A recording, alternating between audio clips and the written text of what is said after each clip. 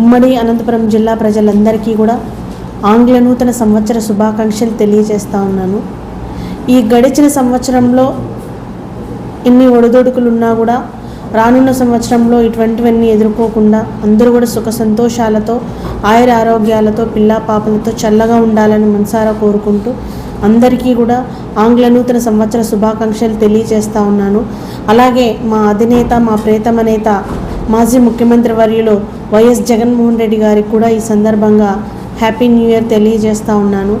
ఎందుకంటే జగనన్న ముఖ్యమంత్రిగా ఉన్నప్పుడు ఏ నాయకుడు చేయని విధంగా కూడా మనం చూసుకుంటే ఏ సంక్షేమ పథకం ఇస్తాము, ఏ నెలలో ఇస్తాము, ఏ తేదీ ఇస్తాము, ఏ వారం ఇస్తాము అని చెప్పి మరి సంక్షేమ సారథిగా కూడా జగనన్న పరిపాలన చేశారు. ప్రజల తీర్పు మేమందరం కూడా స్వాగతించాము. జగనన్నని రానున్న ఎలక్షన్స్లో కూడా మీరందరూ మళ్ళొకసారి కూడా గెలిపించాలని కూడా ఈ సందర్భంగా విజ్ఞప్తి చేస్తూ, అలాగే అనంతపురం జిల్లాలో ఉన్నటువంటి వైఎస్ఆర్ కాంగ్రెస్ పార్టీ కుటుంబ సభ్యులకు, అలాగే మా సమన్వయకర్తలకు, ఎమ్మెల్సీ గారికి, మహిళలకు, రైతన్నలకు, మీడియా మిత్రులకు అందరికీ కూడా పేరు పేరున ఆంగ్ల నూతన సంవత్సర శుభాకాంక్షలు కూడా తెలియజేస్తూ ఉన్నాను.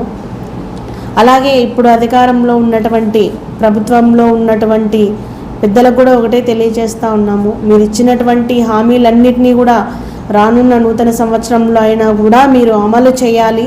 ఎందుకంటే ప్రజలందరూ కూడా మీరు ఉచితంగా చెప్పినటువంటి ఉచిత హామీలను నమ్మి మీకు గెలిపించారు కాబట్టి 2025 సంవత్సరంలో అయినా మన రాష్ట్రంలో ఉన్నటువంటి బడుగు బలహీన వర్గాల వారికి, పేద ప్రజలకు మీరు ఇచ్చినటువంటి సూపర్ 6లో ఉన్నటువంటి పథకాలన్నింటినీ కూడా అమలు చేయాలని ఈ సందర్భంగా తెలియజేస్తూ అందరికీ కూడా ఆంగ్ల నూతన సంవత్సర శుభాకాంక్షలు తెలియజేస్తాను.